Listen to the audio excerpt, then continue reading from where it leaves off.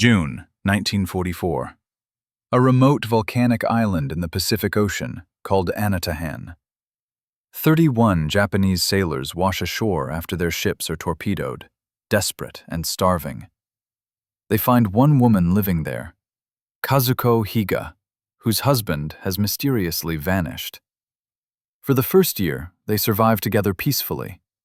But in 1946, everything changes when they discover something in the wreckage of a crashed American plane. 2 pistols and hundreds of rounds of ammunition. Over the next 5 years, 11 men will die in mysterious circumstances as the guns pass from hand to hand. The men aren't competing for food or survival. They're competing for power. And power on this island means one thing: control over Kazuko, the only woman among 31 desperate men. This is the true story of Anatahan, where paradise turned into a psychological prison and civilization collapsed under the weight of isolation. This is what happens when humans are cut off from society for too long. This is the story the survivors tried to forget. Anatahan is a tiny volcanic island in the northern Mariana Islands, a remote speck in the vast Pacific Ocean, barely 9 kilometers long and 3 kilometers wide.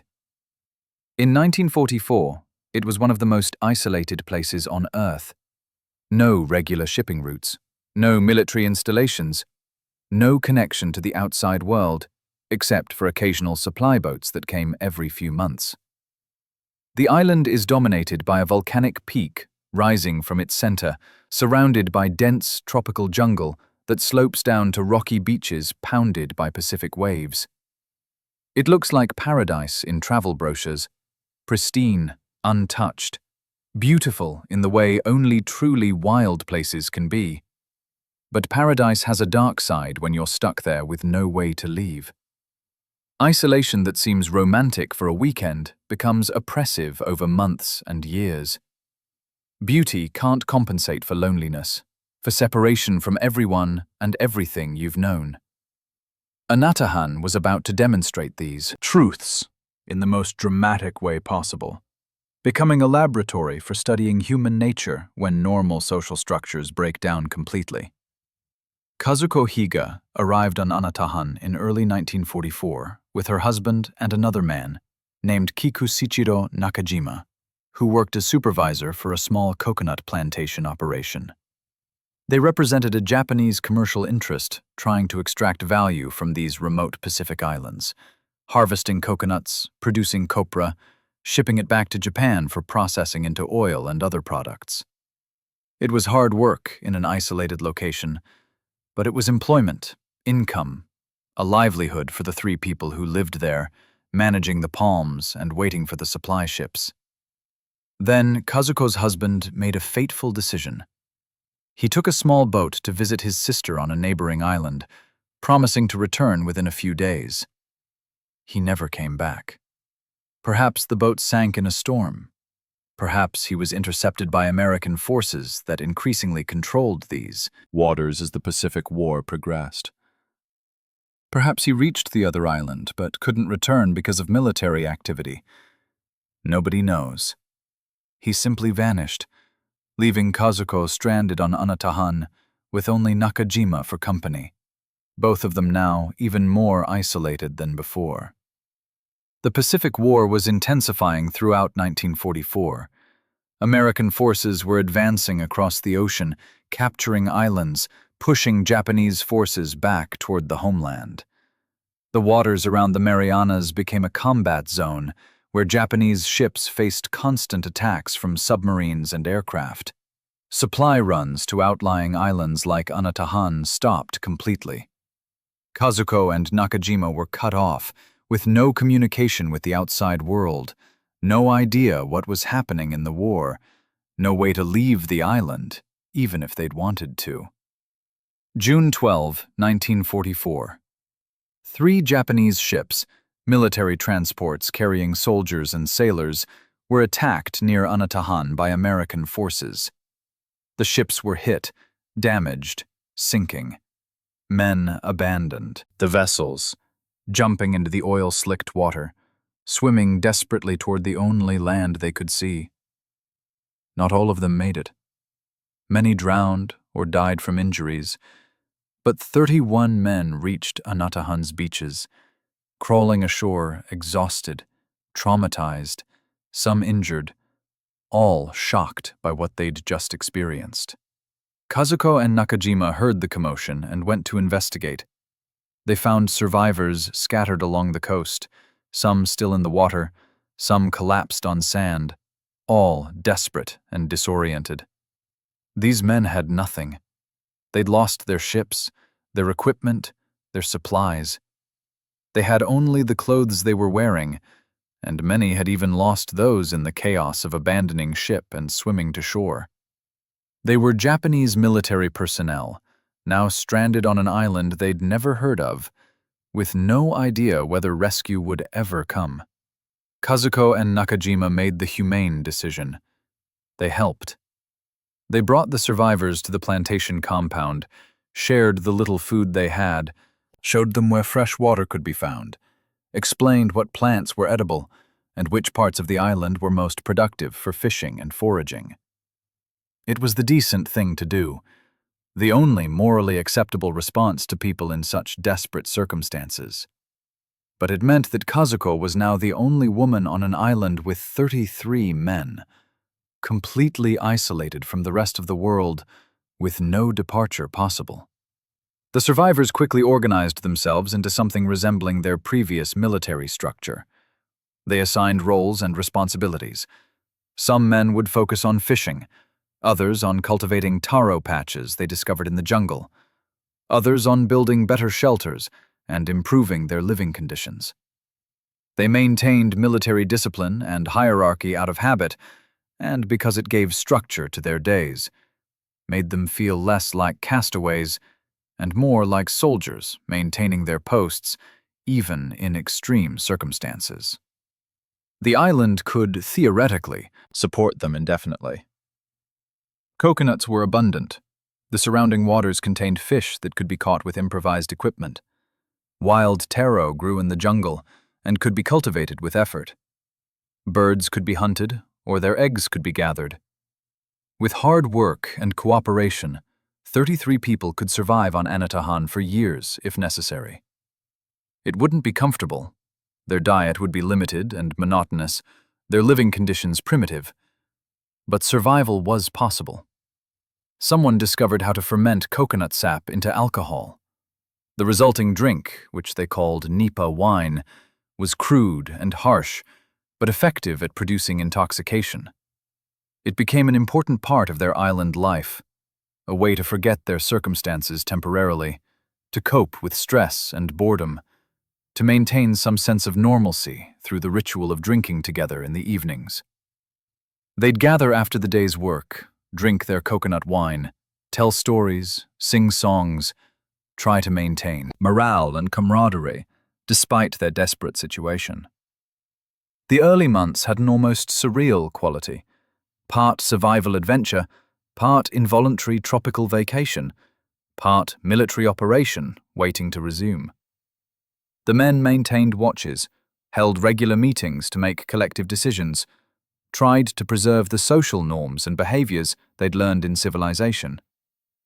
They were still Japanese sailors and soldiers, still following the codes and disciplines they'd been trained in, still believing that rescue would come eventually, and they'd return to normal life.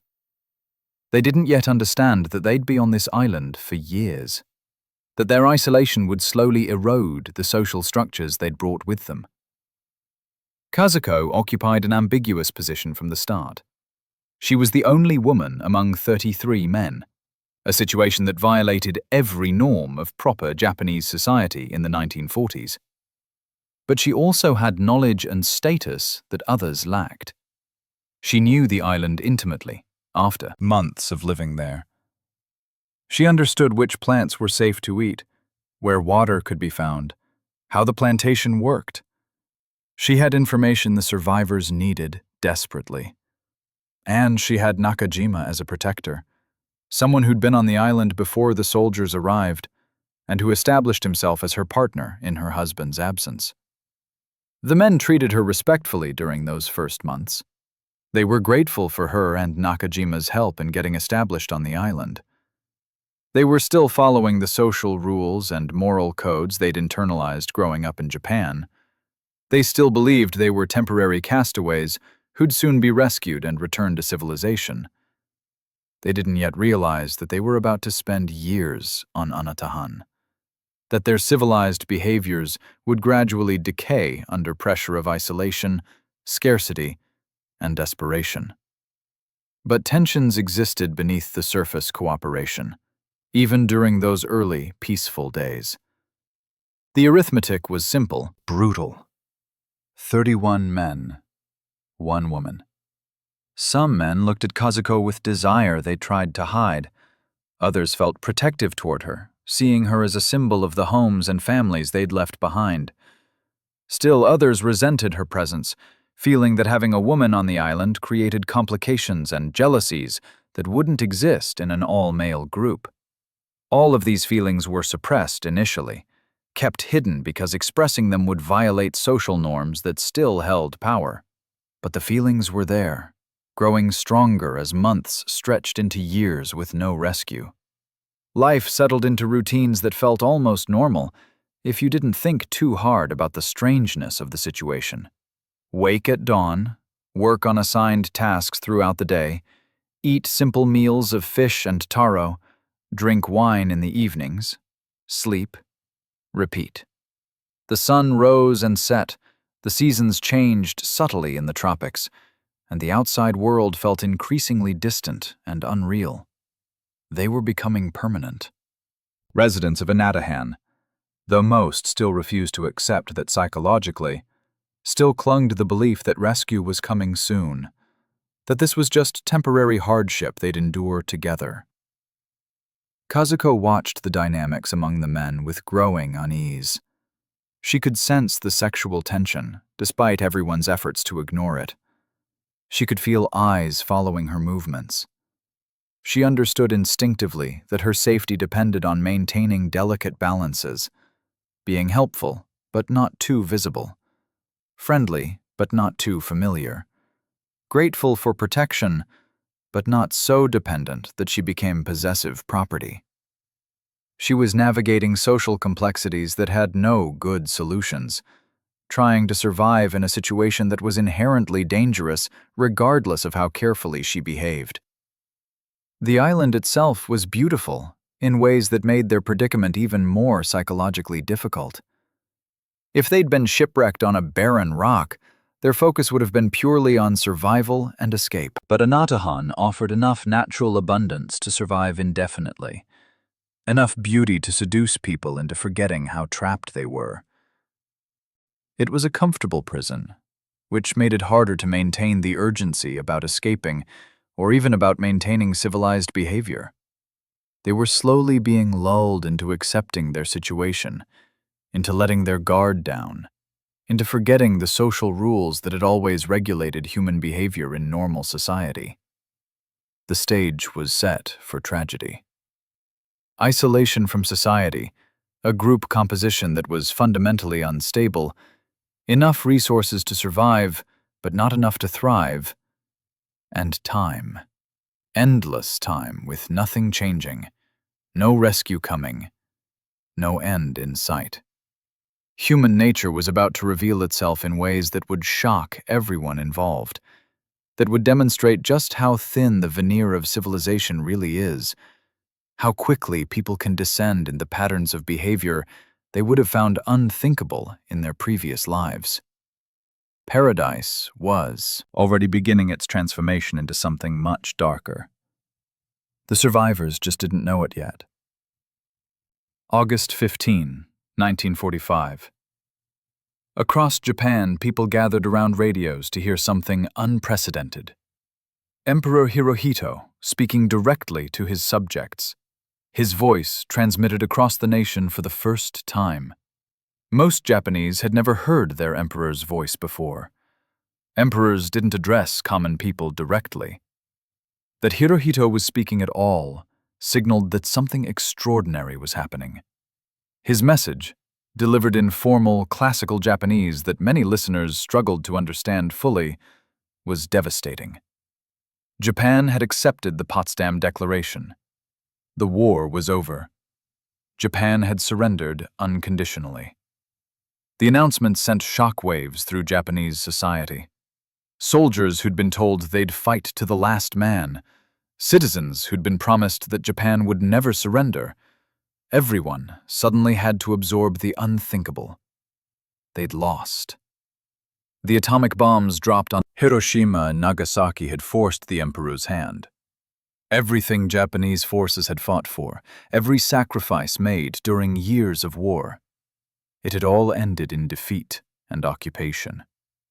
The psychological impact was traumatic for an entire nation. But on Anatahan, nobody heard Hirohito's broadcast. The 33 people on that isolated island had no radio, no communication with the outside world whatsoever. They didn't know the war had ended. They kept maintaining their military routines, kept watching for Japanese ships that would never come, kept believing they were still serving their emperor and nation, even as that nation had surrendered and ceased to exist in its previous form. Their war continued in ignorance, a private conflict with reality itself. Months passed in this state of unknowing. The survivors went through their daily routines, fishing, tending crops, making improvements to their shelters, drinking their coconut wine in the evenings. They marked time by the seasons and by their own internal calendar of Japanese holidays and observances remembered from their previous lives. They had no idea that the entire context of their situation had changed, that they were no longer military personnel on an isolated post, but simply forgotten castaways that the world had moved on without. American military intelligence knew about Anatahan and its stranded Japanese personnel.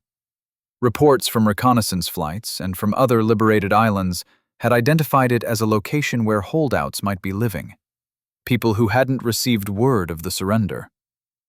The U.S. military had developed protocols for dealing with such situations. Leaflet drops, explaining that the war was over, offers of safe repatriation, attempts to convince holdouts to surrender peacefully rather than continuing futile resistance. In late 1945, American aircraft began flying over Anatahan, circling low enough to be clearly visible, dropping packages that contained leaflets printed in Japanese. The leaflets were carefully worded, explaining that the war had ended, that Emperor Hirohito had ordered all Japanese forces to surrender, that those who came forward peacefully would be treated well and eventually repatriated to Japan. The messages were clear, official, and backed by specific details that would be difficult for Americans to fabricate convincingly. The men gathered the leaflets and studied them carefully. The Japanese text was grammatically correct, the printing professional. The information was specific and detailed. Dates of surrender, names of Japanese officials, descriptions of occupation arrangements. It all looked authentic. But authenticity doesn't equal truth, especially when the truth is something you desperately don't want to believe.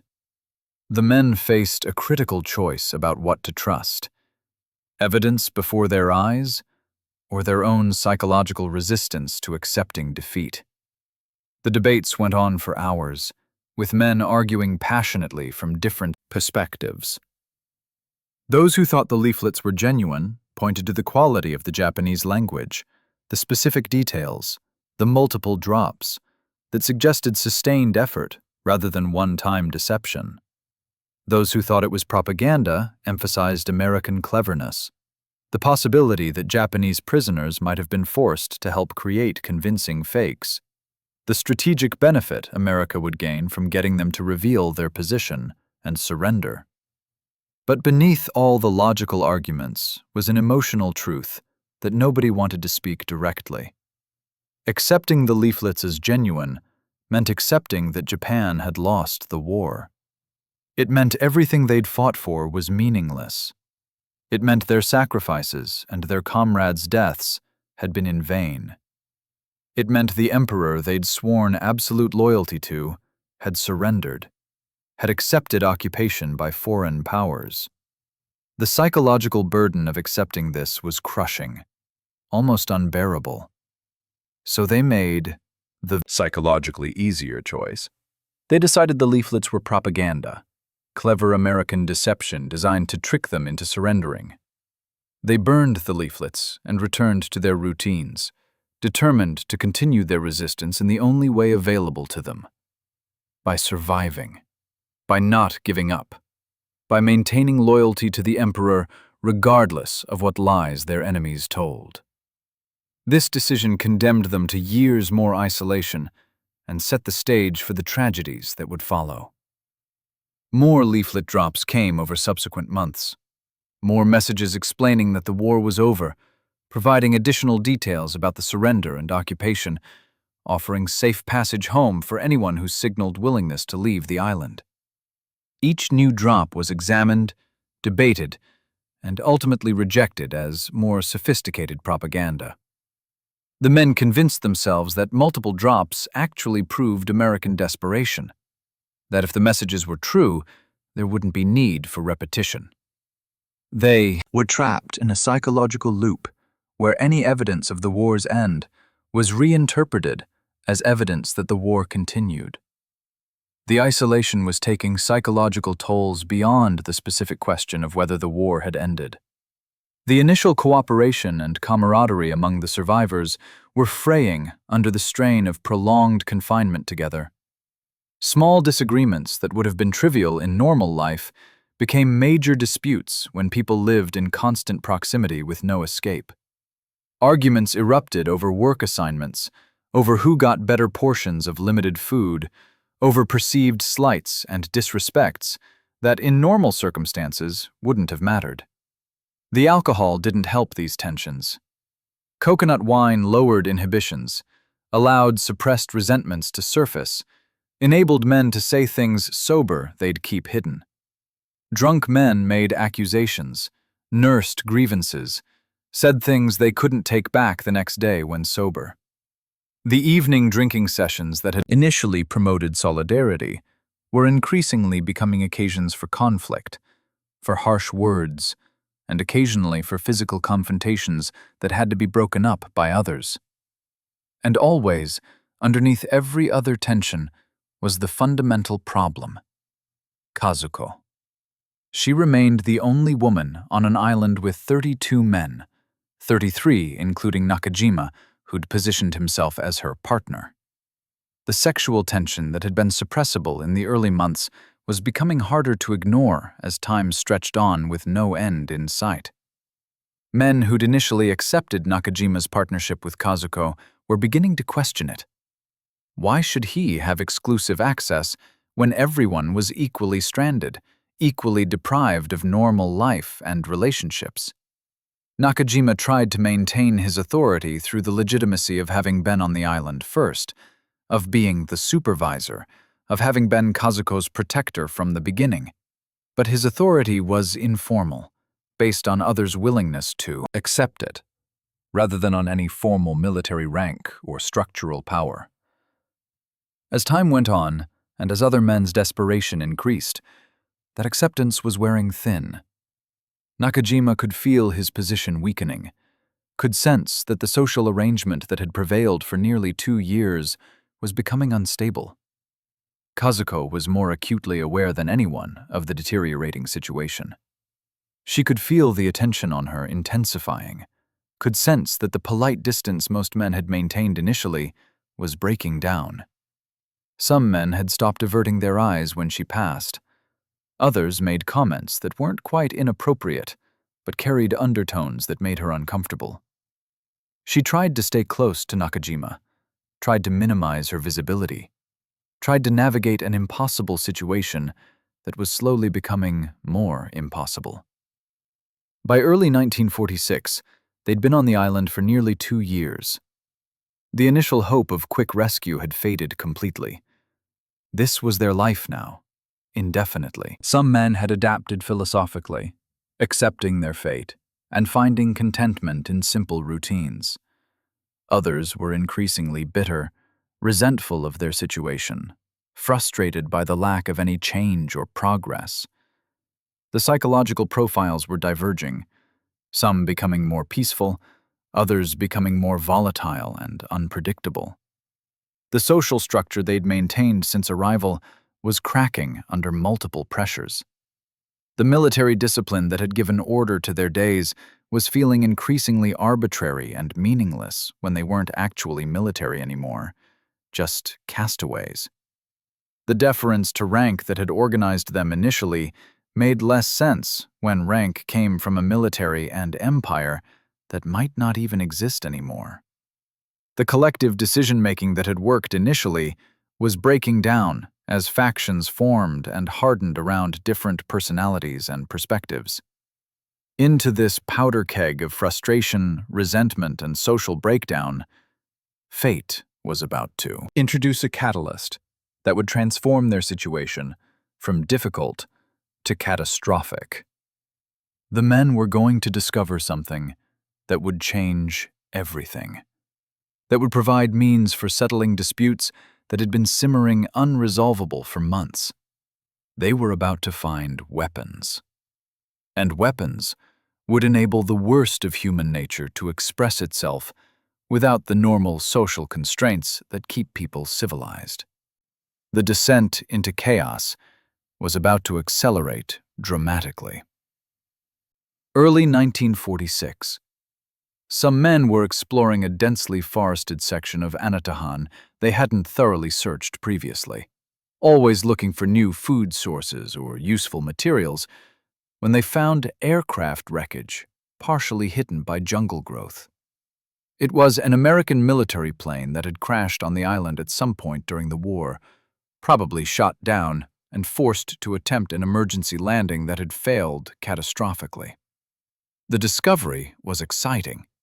Aircraft might contain tools, materials maybe, even preserved food or medical supplies. They called other men to help search through the debris more thoroughly. The plane had been there long enough for vegetation to start reclaiming it, vines growing over twisted metal, corrosion visible on aluminum skin, the interior filled with tropical decay. But as they carefully excavated through the wreckage, they found a storage container that had remained sealed, protecting its contents from the elements. Inside were 2 pistols, .45 caliber American military sidearms, and several boxes of ammunition containing hundreds of rounds. The initial reaction was excitement. Firearms! They could hunt more effectively, supplement their diet with better access to birds, and maybe even wild pigs if any existed on the island. They could defend themselves if American forces ever came, though by 1946 most had abandoned belief that active combat would resume. The guns represented capability, power, security in a world where they'd had none of those things for nearly 2 years. But excitement quickly gave way to a more uncomfortable question that nobody wanted to articulate directly. Who would control these weapons? The 2 men who'd actually discovered the guns claimed them by right of discovery. They'd found them, so they belonged to them. This seemed logical as an initial position, but others immediately objected. Shouldn't the guns be communal property? Shouldn't they be controlled by whoever had the highest military rank among survivors? Shouldn't they be stored safely and only used when the group collectively decided they were needed? The debate escalated quickly, voices rising, men beginning to posture and position themselves physically in ways that suggested potential for violence. This was the first time since arriving on the island that people were genuinely angry at each other, genuinely close to fighting.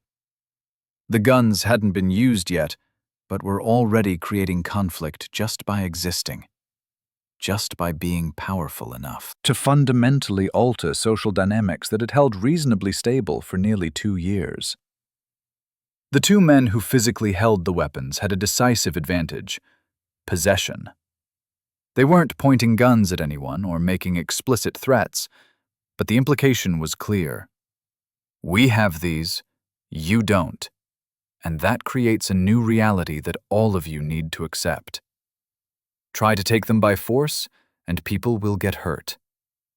The other men could argue, could try persuasion, could appeal to collective interests and fairness, but they couldn't actually compel the gun holders to relinquish their weapons without risking immediate, violent consequences. This was the moment when Anatahan's social structure fundamentally transformed. Before the guns, power had been diffuse, distributed through military hierarchy, collective decision-making, and informal social arrangements that everyone accepted. Disputes were resolved through discussion and compromise. Leadership was based on persuasion and respect rather than coercion. But the guns concentrated power absolutely in whoever held them. Suddenly, two men could impose their will on everyone else. Democracy had been replaced by armed dictatorship, though it would take some time for everyone to fully understand this new reality. The two men with weapons began asserting themselves in ways they hadn't previously. They started making decisions unilaterally about camp organization, about work assignments, about distribution of food and other resources. They weren't completely tyrannical initially. They still consulted others, still considered group interests. But there was a new dynamic where their opinions carried more weight because everyone understood the implicit threat behind them. Disagree too strongly, and you might face consequences that nobody wanted to contemplate. And gradually, almost inevitably, the men with guns began paying special attention to Kazuko. They started positioning themselves near her, engaging her in conversations, giving her better food portions, making their interest clear. This wasn't immediate violent seizure, but a process of establishing claim through demonstrated favor and implied threat. They were showing that they could protect her, provide for her, control access to her. And they were making clear to Nakajima that his previous role as her partner existed only at their sufferance, that they could revoke that arrangement whenever they chose. Nakajima understood the threat perfectly, but was powerless to resist it. He had no weapon, no allies strong enough to challenge the armed men, no way to physically defend his relationship with Kazuko against people who could kill him without risk to themselves. He tried maintaining dignity, acting as though his position hadn't been fundamentally undermined. But everyone could see the reality. The guns had redistributed power completely, had created a new hierarchy based purely on possession of lethal force, had reduced Nakajima from protective partner to someone whose role was permitted rather than protected. The other men watched this unfold with complex emotions. Many felt anger at the injustice, fear of what the armed men might do, sympathy for Nakajima's impossible position. But they also felt their own desire for Kazuko, suppressed for nearly 2 years, now suddenly relevant, because there was a mechanism through which that desire could be acted upon. If you possessed the guns, you could possess her. The weapons had made explicit a competition that had always existed implicitly, had turned sexual desire into a motivation for violence that previously had no outlet. But possessing power and maintaining it are different challenges. The men with guns faced a practical problem. They needed sleep. They needed to put the weapons down sometimes. And every other man on the island was a potential threat, someone who might try to seize the guns if given opportunity. They started sleeping in shifts, one awake and armed while the other rested. They watched everyone suspiciously, seeing potential threat in every gesture and glance. They began experiencing the paranoia that always accompanies dictatorial power. The understanding that you're hated, that your authority comes purely from force, that people would overthrow you immediately, if they could. The unarmed men, meanwhile, thought constantly about those guns. How could they get them? Could they ambush the armed men during a moment of distraction? Could they steal the weapons while one man slept and the other was inattentive? Could they overpower the armed men through collective action, despite the risk that people would die in the attempt? The island had split into two groups, those with weapons and everyone else. And everyone understood this division was inherently unstable. Violence was inevitable. It was just a question of timing and methods. The alcohol consumption increased during this period, as men used drinking to cope with rising fear and tension. But intoxication made the situation more dangerous rather than less. Drunk men said things they shouldn't say, revealed intentions better kept hidden, took risks they'd avoid if sober. And the armed men drank too, and when they were drunk, they waved their pistols around, made demonstrations of their power, reminded everyone of the new order through displays that were equal parts intimidating and ridiculous. Kazuko was trapped at the center of this escalating crisis. She'd become a prize in a competition she'd never wanted to enter, an object that men would fight over without any consultation about her own preferences or choices. The guns had transformed her from a person into property, from someone who made her own decisions about relationships into something to be possessed by whoever held sufficient force. She tried to remain neutral, tried not to antagonize anyone, tried to survive in a situation that was deteriorating day by day with no good options available. The first death came within months of the guns being discovered. One of the two men who'd originally found the weapons died in circumstances that looked accidental. He fell from a cliff while gathering birds' eggs, his body found at the base of the rocks with injuries consistent with falling. But the timing was extremely suspicious. His death meant that suddenly one man had both guns, had complete monopoly on lethal power on the island. Had it really been an accident? Or had it been something else? One partner eliminating the other to achieve sole control. Nobody could prove anything either way. The body showed trauma from falling. No witnesses came forward to contradict the accident narrative. It could have been exactly what it appeared to be, a tragic accident of the type that happened sometimes on Anatahan's rough terrain. But very few people on the island believed that. They understood instinctively that the age of violence had begun, that the guns had made it inevitable, that the thin veneer civilization they'd maintained for nearly 2 years had finally cracked. From this point forward, suspicion would hang over every death, every accident, every misfortune. Trust had evaporated completely. The community had fractured. And the nightmare was just beginning. The man who now controlled both pistols became Anatahan's de facto dictator, though he didn't use that term and probably didn't think of himself that way initially. He was just someone who'd gotten hold of weapons and was keeping them for his own security, making sure nobody could threaten him. But in practice, his possession of the only lethal weapons on the island meant his word was law. His preferences became camp policy. His claims on resources and on Kazuko went unchallenged, because challenging him meant risking death. The changed power dynamic was visible in every aspect of camp life. The man with guns took the best food, the most comfortable sleeping location, the easiest work assignments. He made decisions about collective activities without consultation. He interrupted others when speaking, knowing nobody would object. He positioned himself physically near Kazuko constantly, making his claim clear to everyone.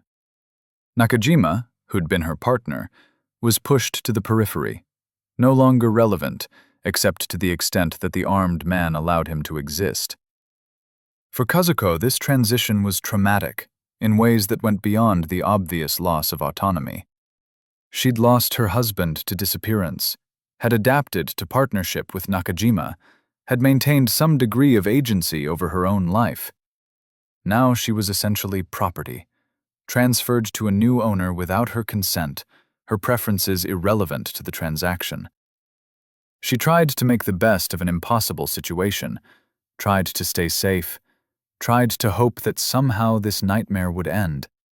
But each day was a reminder of her powerlessness, her reduction from person to possession.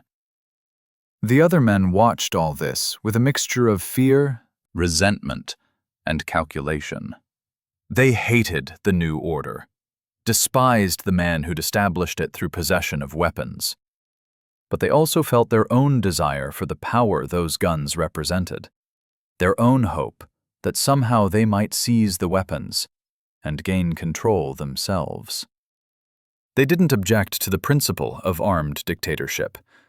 They just resented not being the dictator. This moral corruption, this acceptance of might makes right principles, would define the island's culture for years to come. The man with guns lived in constant paranoia. He slept little and lightly, always with at least one pistol within immediate reach. He watched everyone suspiciously, seeing potential threats everywhere. He knew he was hated, knew people would kill him if they could, knew his power rested entirely on preventing others from getting opportunity to attack him. The psychological strain of maintaining dictatorial power through force alone, without any legitimacy or loyalty, was crushing. He was powerful and miserable simultaneously. Other men began calculating how they might seize the guns. Some watched for moments of inattention, hoping to catch the armed man off guard. Others tried building alliances, creating small groups who might work together to overpower him, despite the risks. Still others waited patiently, hoping accident or illness would create opportunity. The entire camp was engaged in a conspiracy of waiting and watching and planning. Everyone focused on the question of when and how power would change hands. The change came within months. The dictator died under circumstances that once again looked accidental, but weren't really believable. He was found dead in his shelter one morning, apparently having eaten something toxic, possibly a mushroom or plant that had been mixed into his food.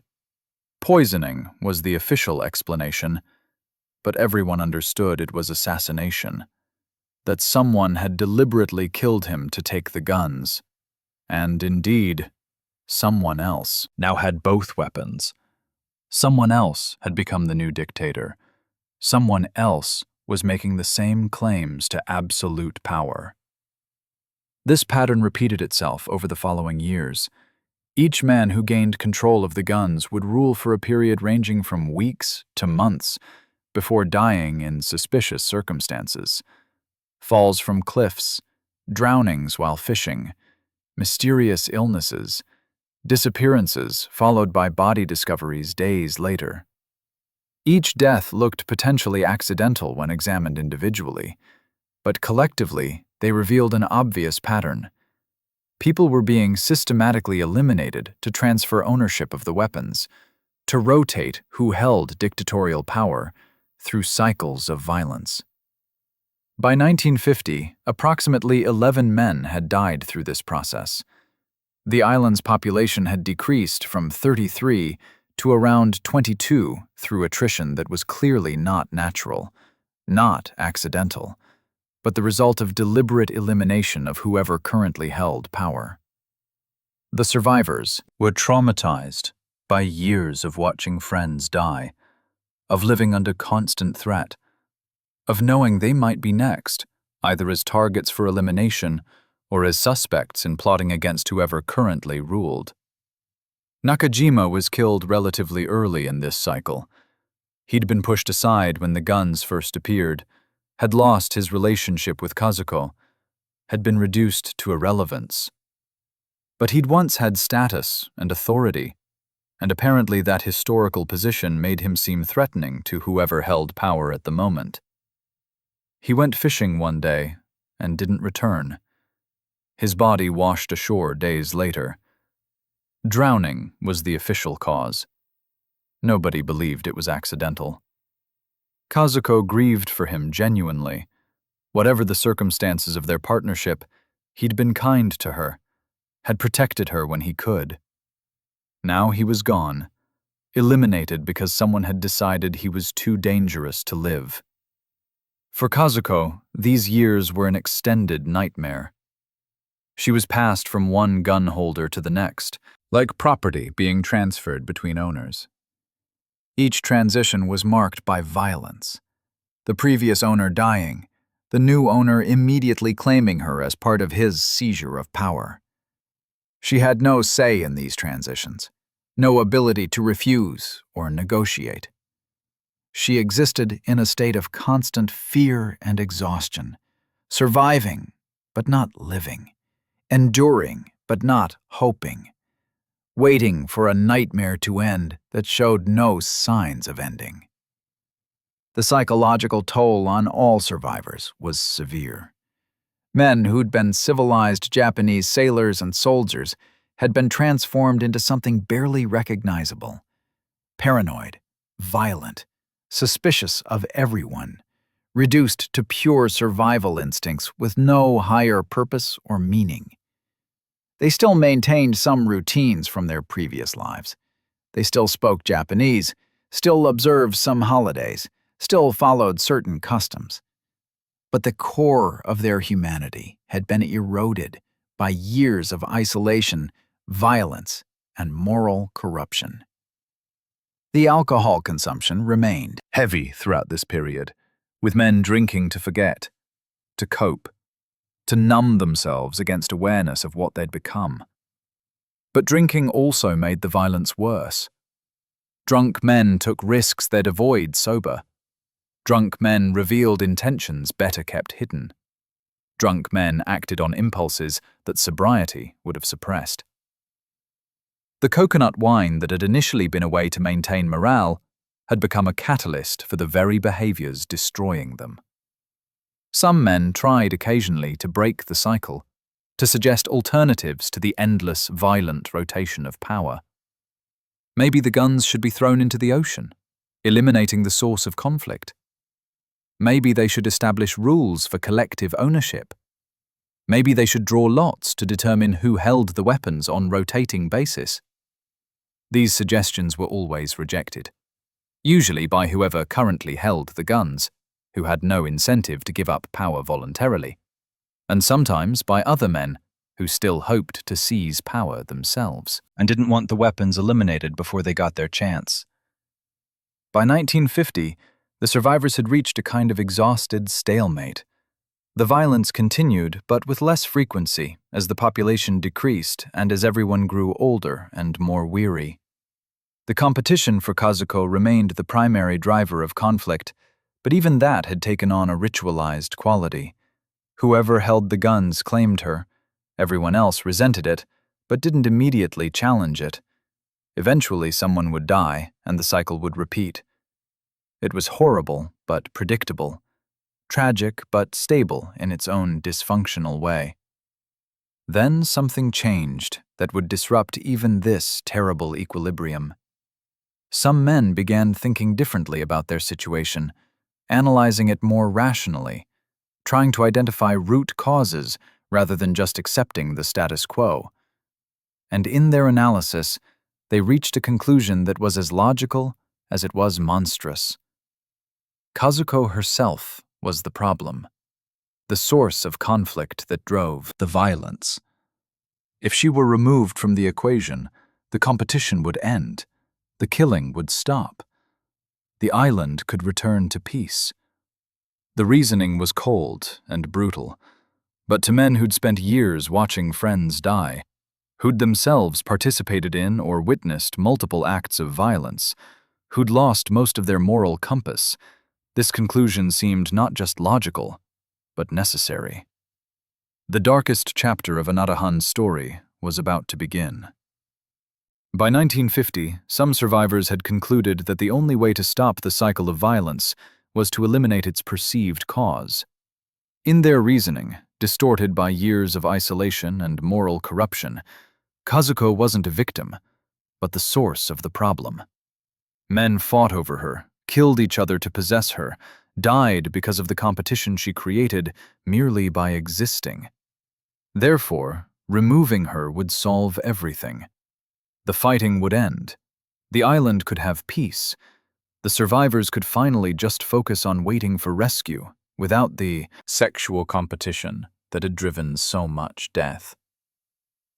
This reasoning was obviously morally bankrupt, a grotesque example of victim blaming that should have been recognized as such by anyone retaining normal, ethical judgment. Kazuko hadn't killed anyone, hadn't chosen this situation, had been as much a victim of circumstances as anyone else on the island. The men were responsible for their own violence, not her. But after 6 years of isolation, after witnessing or participating in multiple violent deaths, after living in constant fear and paranoia, many men had lost the ability to think clearly about morality. The expedient solution seemed more important than the ethical one. The conspiracy formed gradually and carefully. In an environment where anyone might be an informer to whoever currently held the guns, where trust had broken down completely, organizing collective action was extremely dangerous. But individual men began approaching others they thought might be sympathetic, speaking carefully, watching reactions, ready to claim they were joking if anyone seemed hostile. They found more agreement than expected. Many men were exhausted by the violence, desperate for it to end, willing to consider solutions they'd have found unthinkable in their previous lives. A secret meeting was finally arranged, deep in the jungle where they couldn't be observed. About 10 men attended, roughly half the survivors, excluding whoever currently held weapons and his closest allies. They spoke in whispers, constantly watching for spies or eavesdroppers, ready to scatter if discovered. What they discussed was conspiracy against someone in their camp, potential removal of a community member, through means they didn't specify explicitly, but that everyone understood. It was dangerous even to hold this meeting, but they'd reached the point where the risk seemed worthwhile.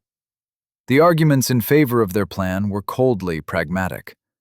Kazuko's presence created competition that drove violence. 6 years of killing could be traced to her existence as the only woman among many men.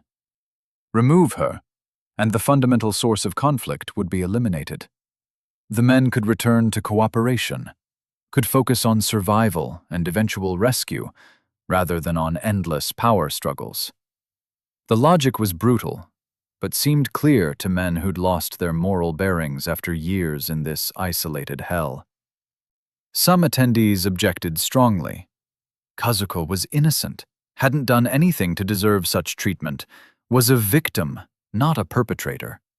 Taking action against her would be unconscionable, would make them worse than they'd already become through 6 years of violence and moral decay. These objections were genuine and passionate, but they were minority voices in a group that had already decided expediency mattered more than ethics. The majority agreed on their course of action, though they didn't discuss details explicitly.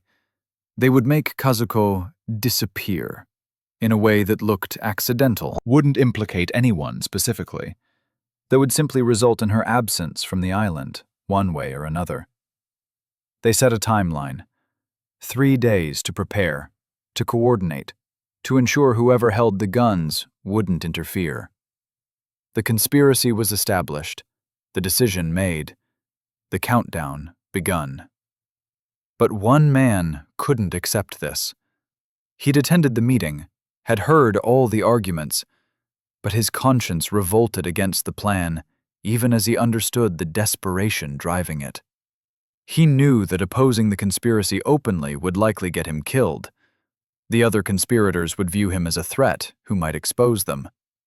But he also knew he couldn't stand by while an innocent woman was targeted for elimination simply because her existence was inconvenient to men who'd created their own problems through violence and jealousy.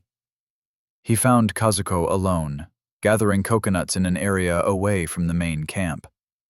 Speaking quickly and quietly, constantly watching to ensure they weren't observed, he told her everything. The meeting, the conspiracy, the plan, the timeline.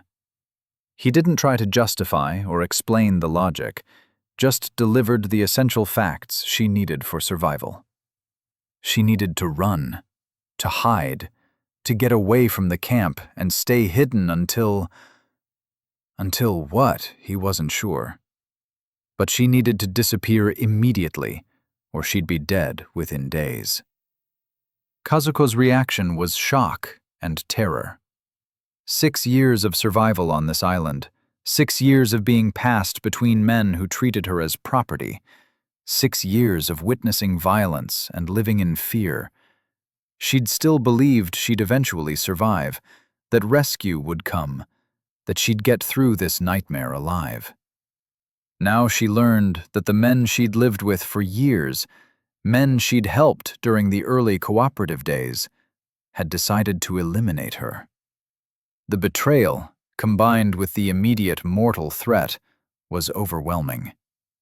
She had no time to gather supplies or plan carefully. She just ran.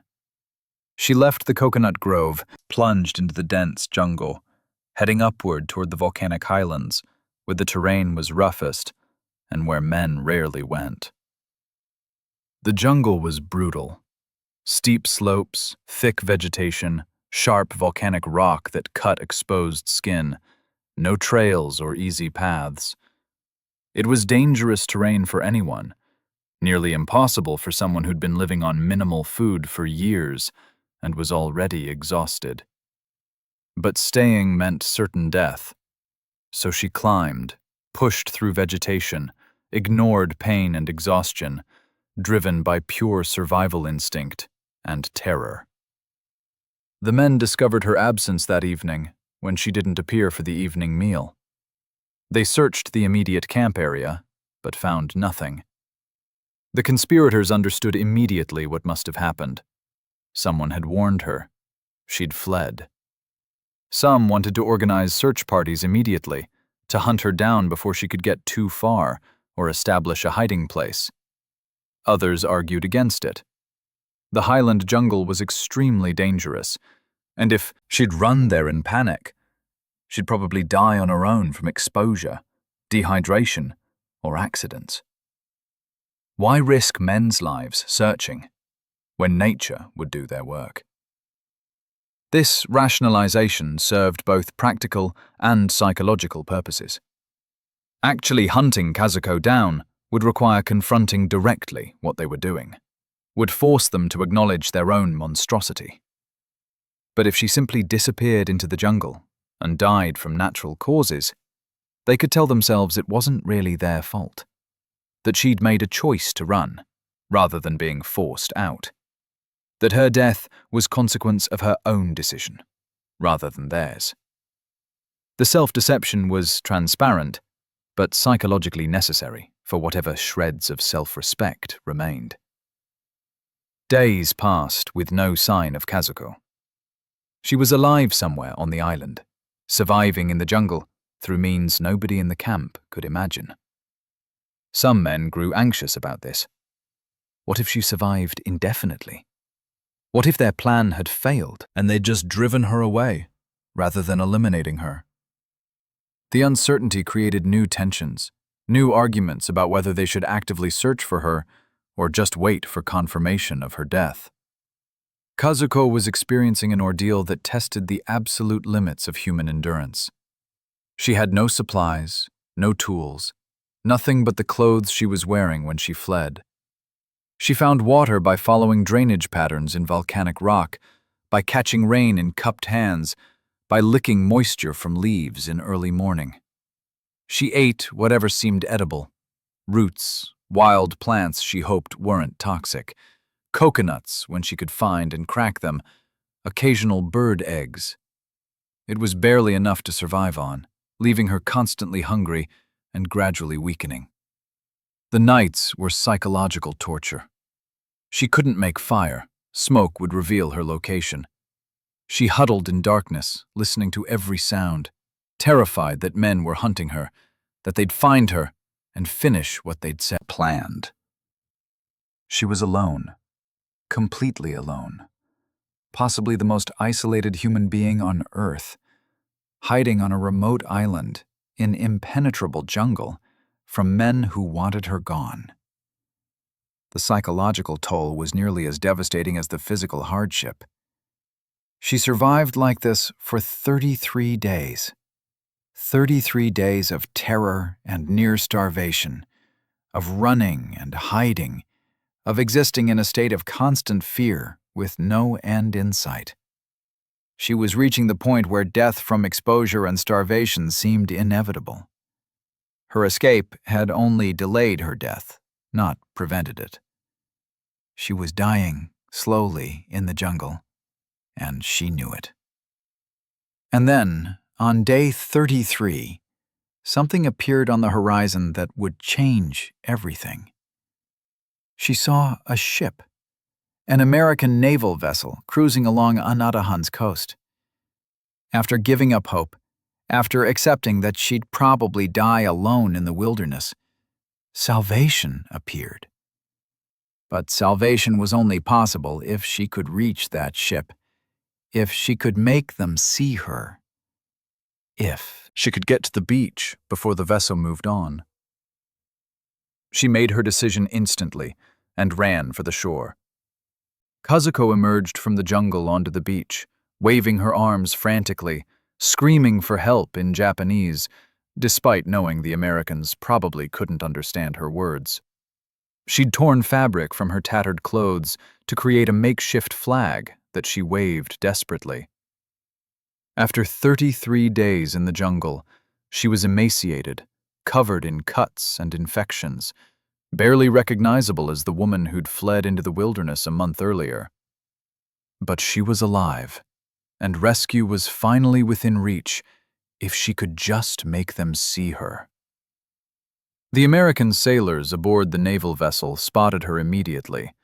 A lone figure on an isolated beach, clearly in severe distress, waving frantically for help. They altered course, approaching closer to shore. By 1950, the U.S. military had established clear protocols for dealing with Japanese holdouts scattered across Pacific islands. Most were desperate for rescue once they understood the war was truly over and that they'd be treated humanely rather than as prisoners. They lowered a small boat with several sailors who rowed toward shore. Kazuko waded into the water to meet them, still calling out in Japanese, trying to explain her situation through words they couldn't understand, but through a desperation that needed no translation. The Americans didn't need to understand her language to grasp the essential situation. This was a Japanese civilian, a woman, clearly in desperate condition after prolonged hardship, needing immediate rescue. They helped her into the boat gently, gave her water, wrapped her in blankets, spoke to her in English with tones of reassurance, even though she couldn't understand the words. They rowed back to the ship, where medical personnel immediately began treating her, checking vital signs, starting rehydration, treating the worst of her infections and injuries.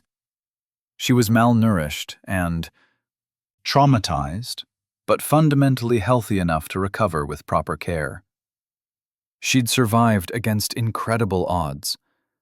Back on Anatahan, the men had mixed and complex reactions to Kazuko's rescue. Some felt relief. The problem had been solved without direct violence.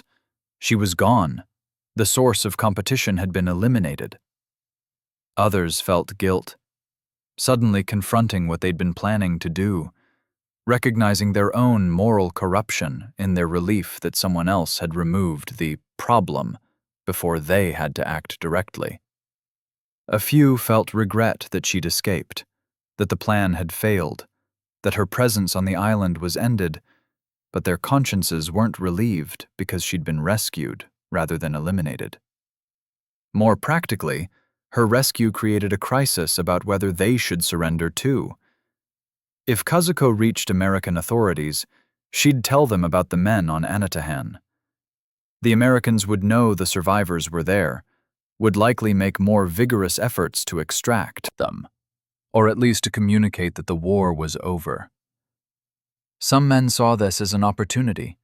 Maybe they should signal the next American ship, should accept that the war was finished, should go home after 6 years of isolation. Others insisted they should continue resisting, should remain loyal to the emperor regardless of what anyone said about surrender. The debate about whether the war had truly ended resumed with new intensity. Kazuko's rescue seemed to confirm that Americans controlled these waters, that Japanese military power in the region was finished. But the most committed holdouts still found ways to rationalize denial.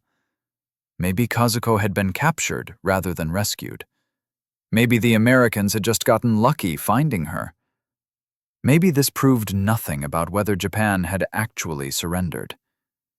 They wanted to believe the war continued, because accepting otherwise meant accepting that they'd wasted 6 years and multiple lives for nothing. Meanwhile, Kazuko was being transported to Guam, the nearest major American base, where military intelligence officers would interview her extensively. They wanted to understand what had happened on Anatahan. How many people were there? What condition they were in? What might be necessary to convince them to surrender? Her testimony was crucial for understanding this unusual situation. A group of Japanese holdouts who'd been isolated for 6 years, who didn't know or wouldn't accept that the war was over. Kazuko told them everything. She described arriving on the island in 1944, her husband's disappearance, the arrival of 31 sailors after their ships were sunk, the early period of cooperation, the discovery of the guns, the years of violence and paranoia, the deaths of men one after another, her passage between gun holders like property, the conspiracy to eliminate her desperate escape. The intelligence officers listened with growing astonishment. This was one of the strangest stories to emerge from the war's aftermath, a demonstration of how isolation and desperation could transform people. The Americans recognized this as a significant intelligence and humanitarian matter. There were still Japanese holdouts across the Pacific who hadn't surrendered, who didn't know or wouldn't believe the war was over. The Anatahan group was larger than most, and their situation was complicated by the violence that had occurred there. The best approach would probably be to use family connections. If the survivors' families in Japan sent messages confirming the war was over, that might penetrate the denial more effectively than official pronouncements. They arranged for Kazuko's transport back to Japan, notifying Japanese authorities that she was alive and returning.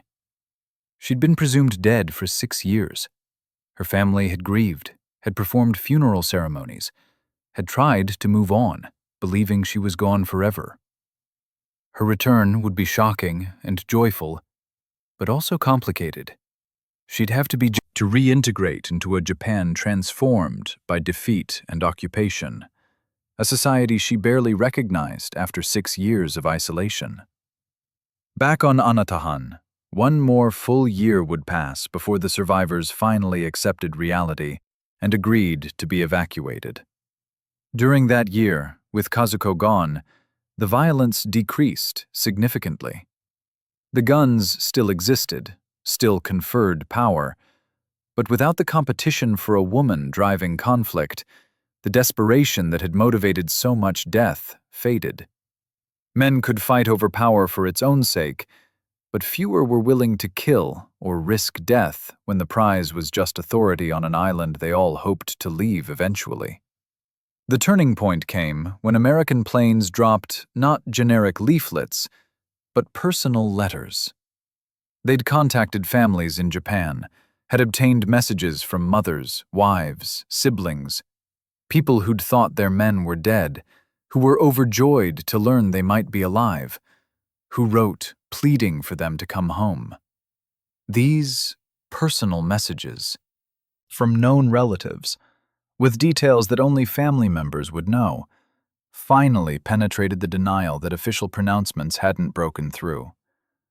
In June 1951, nearly 7 years after washing ashore, 19 men, the survivors of the 31 who'd originally arrived, signaled their willingness to be evacuated. They built a large fire on the beach, waved white cloth, did everything they could to indicate surrender and readiness for rescue.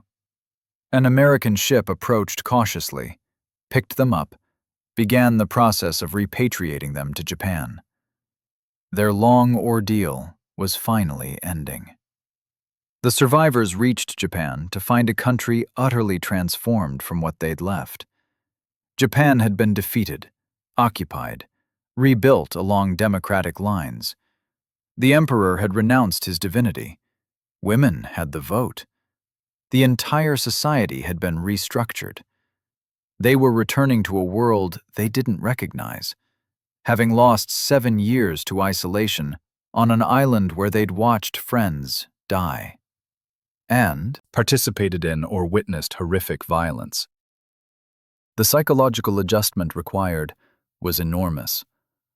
Some men had discovered upon return that their families had moved on. Wives had remarried, believing they were dead. Children didn't remember them. Lives had continued without them. The return was joyful, but also traumatic, requiring painful adjustments and negotiations about relationships and roles that everyone had assumed were ended by death. Reality was more complicated than simple happy homecoming stories suggested. The Japanese media seized on the story immediately. The Queen of Anatahan became a sensation. Newspapers ran stories about the woman who'd lived with 31 men on an isolated island, who'd been the source of conflict that led to multiple deaths, who'd barely escaped with her life. Some coverage was sympathetic, recognizing her as a victim. Other coverage was sensationalistic and judgmental, implying she'd somehow been responsible for the violence, or had manipulated the men deliberately. Kazuko found herself famous in ways that were more burden than benefit. Kazuko Higa's return to Japan in 1950 made her instantly famous, but it was a troubling kind of fame.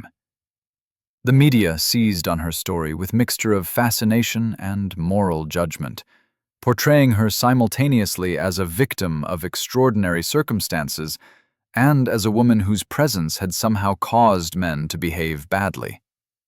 The newspapers called her the Queen of Anatahan, a title that was both romanticizing and condemning, suggesting she'd ruled over the men rather than being trapped among them as their prisoner.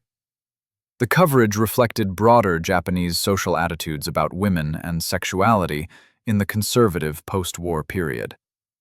A proper Japanese woman was supposed to be modest, loyal to one husband, subordinate to male authority. Kazuko had lived with multiple men over years, regardless of whether she'd had any choice in the arrangements. In the judgment of many conservative observers, this made her morally suspect, someone whose behavior had deviated from acceptable norms, even if the deviation was forced upon her by circumstances. Some journalists and commentators were more sympathetic, recognizing that Kazuko was a victim who'd endured extraordinary trauma and hardship. They understood that she'd been trapped on an island with no escape possible, that she'd been passed between men who treated her as property, that she'd nearly been killed simply for existing. These observers tried to tell her story in ways that centered her experience and acknowledged her suffering, rather than blaming her for violence committed by men. But even sympathetic coverage couldn't fully capture what she'd experienced or protect her from social stigma. She became a curiosity, someone people wanted to see and hear about, but not necessarily someone they wanted to associate with. The fame was isolating rather than beneficial, making her an object of fascination rather than a person deserving privacy and respect. She struggled to build normal life after returning, finding that her notoriety preceded her everywhere she went. She tried various ways to support herself financially. She gave interviews to journalists, selling her story repeatedly to different publications. She appeared on radio programs, recounting her experiences for audiences who found them sensational and tragic. She participated in a film project, a dramatized version of the Anatahan story, directed by Josef von Sternberg, a Hollywood director fascinated by the tale. The film presented events through the male survivor's perspective, with Kazuko portrayed as almost mythical figure, part victim and part mysterious temptress. The film work was both empowering and degrading. Kazuko finally had some control over her narrative, could tell part of her story publicly. But the film also perpetuated her image as the Queen of Anatahan, ensuring she'd never escape that label. That she'd always be defined by those 7 years, rather than by anything else in her life. The income was modest and irregular. She was never wealthy, never achieved financial security from her brief celebrity. The male survivors faced their own complex reintegration into Japanese society. They'd spent 7 years isolated from civilization, had witnessed and participated in violence that had gradually eroded their moral compasses, had become people their previous selves wouldn't recognize. Now they had to return to a society with laws and norms, had to pretend to be civilized again, had to bury memories of what they'd done and what they'd become on that island. Most survivors spoke little about the violence, maintaining collective silence about the deaths that had occurred. When asked directly, they attributed deaths to accidents, to natural causes, to the harsh conditions of island survival. The murders were unspoken, kept as shared secrets among men who'd all been complicit in different ways. This silence protected them from potential prosecution, but also trapped them with memories and guilt they could never fully process or resolve. Some survivors adapted relatively well to post-war Japanese society. They found work, rebuilt relationships with families, created new lives that incorporated their island experience as unusual hardship they'd survived, rather than as defining trauma. These men had resilience or psychological defenses that allowed them to compartmentalize, to focus on present and future, rather than dwelling on the past. They were the lucky ones who could move forward despite what they'd experienced. Others never fully recovered. They suffered from what we'd now recognize as post-traumatic stress disorder, nightmares, flashbacks, inability to form trusting relationships, alcohol abuse as self-medication, chronic hypervigilance and anxiety. Post-war Japan had limited understanding of psychological trauma and minimal mental health services. These men suffered largely alone, unable to get help they needed, unable to talk about their experiences because of the shame and legal jeopardy that honesty might bring. The investigation into what had happened on Anatahan was limited and inconclusive. Japanese authorities interviewed survivors, collected testimony, tried to determine whether crimes had been committed that warranted prosecution, but proving murder was nearly impossible. The bodies were gone, buried or lost. The deaths had occurred years earlier on an isolated island, with no physical evidence remaining. The survivors contradicted each other or claimed not to remember details clearly. No charges were ever filed. This lack of legal accountability reflected partly the difficulty of investigation, but also a societal desire to move on rather than dwelling on wartime tragedies. Japan was rebuilding, was focused on economic recovery and democratic reformation. Prosecuting survivors of a remote island ordeal seemed less important than moving forward. The men were allowed to reintegrate without facing criminal consequences, though they carried psychological consequences that legal punishment couldn't have exceeded. Kazuko received some compensation from insurance companies and from the Japanese government, recognizing her extraordinary hardship. But the amount was modest, providing some temporary financial stability, but not long-term security. She lived quietly after her brief fame faded, working various jobs, trying to maintain privacy, hoping people would forget who she was and let her live normally. She maintained contact with a few of the Anatahan survivors over the years, though these relationships were complicated and painful. These men had been part of her trauma, had witnessed or participated in terrible things, but they were also the only people who truly understood what she'd experienced, who'd lived through the same nightmare, even if from different perspectives. There was a strange bond built on shared suffering, even when that suffering took different forms for different people. The broader society never fully grappled with what the Anatahan story revealed about human nature and about the fragility of civilization.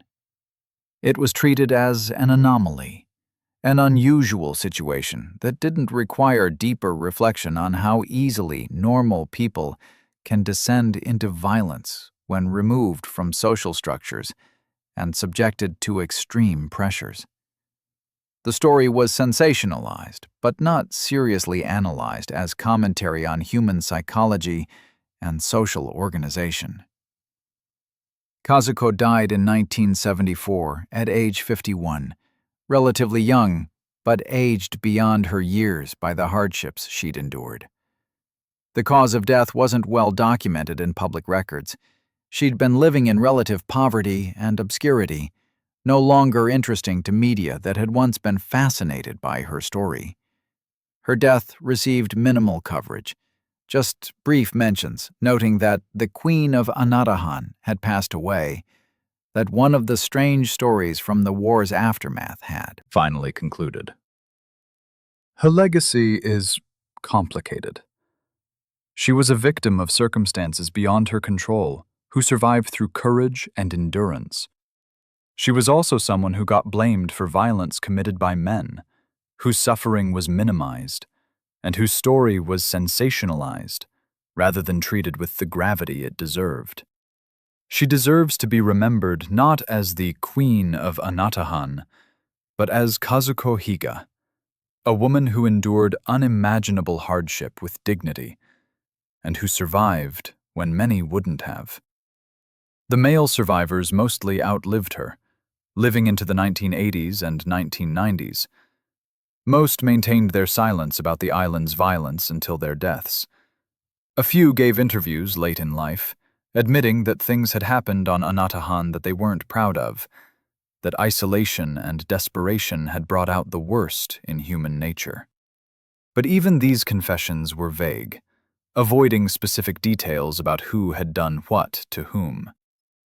The island itself has returned to its natural state. Shelters the survivors built have long since collapsed and been reclaimed by jungle. The taro patches have gone wild. The coconut plantation has grown untended.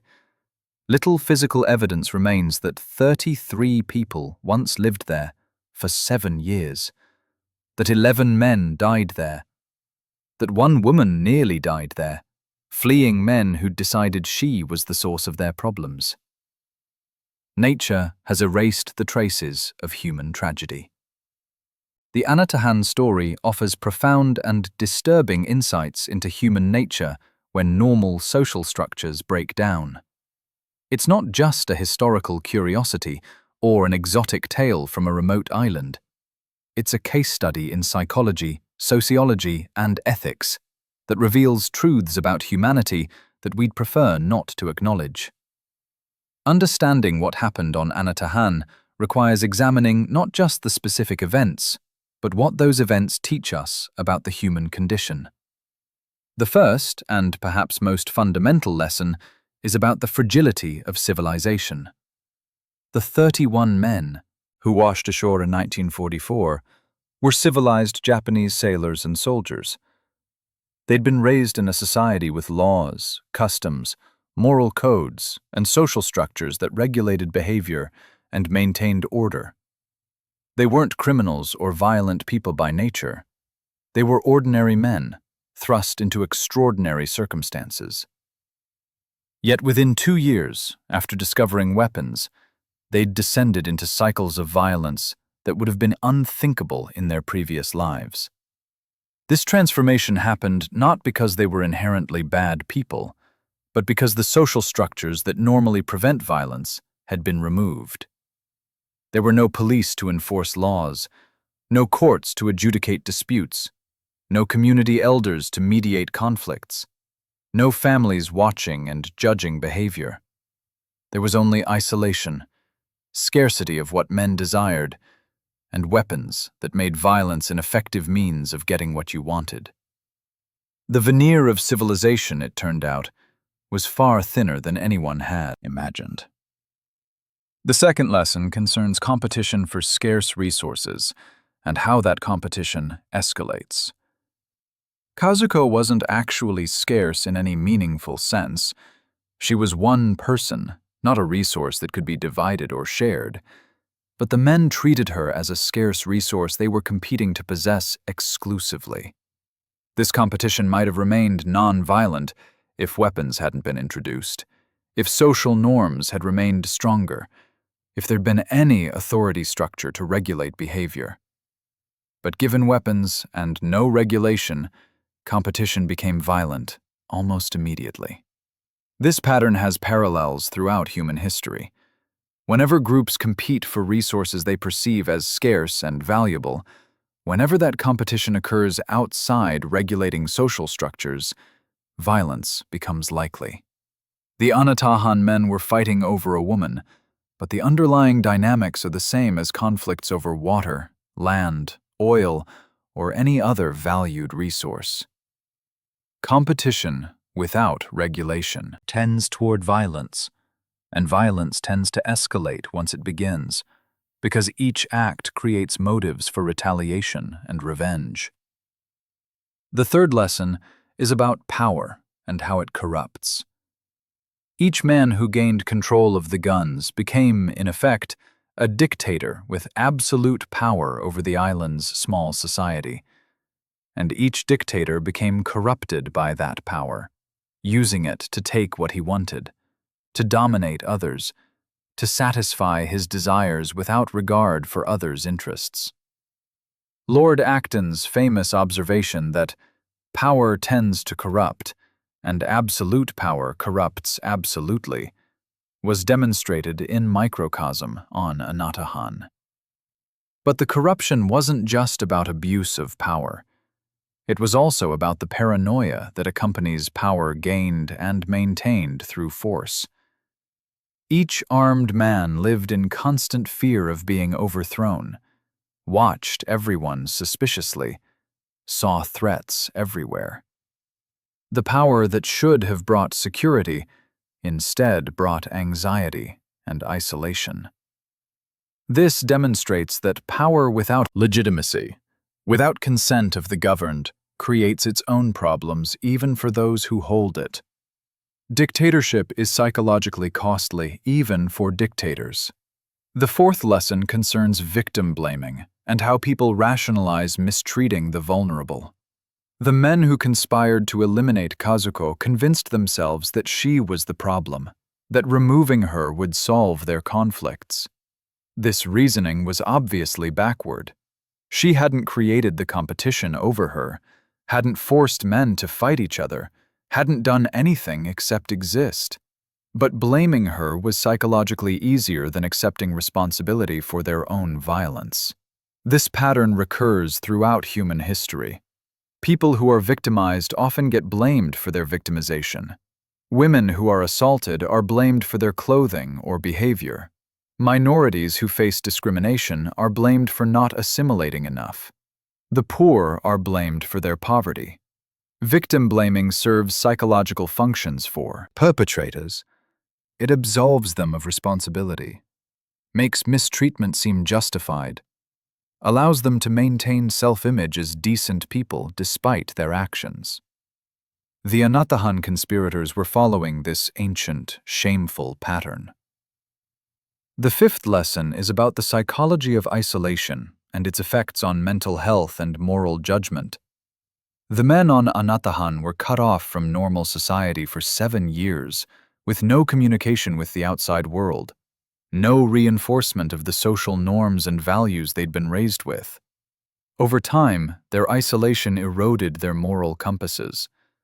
Things that would have seemed unthinkable in civilization became conceivable, then acceptable, then normal on the island. Humans are social creatures who depend on communities to maintain shared values and behaviors.